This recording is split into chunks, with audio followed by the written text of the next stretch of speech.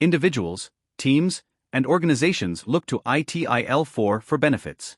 Individuals look to ITIL-4 training and certification to set themselves apart from the crowd, to demonstrate their knowledge, and to advance in their careers by better integrating their work into their teams and that of their organization.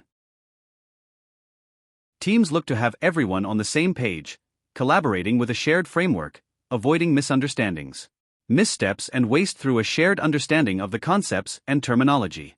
They also look to ITIL-4 as a basis for better integrating their work and facilitating collaboration with other groups within the organizations they work with that have adopted ITIL practices.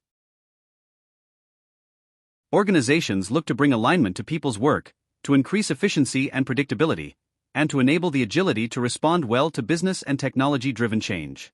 And they also look to it as a basis for enabling compliance with regulatory requirements. The first step in achieving these benefits is to seek to understand ITIL terminology, principles, practices, concepts, and models.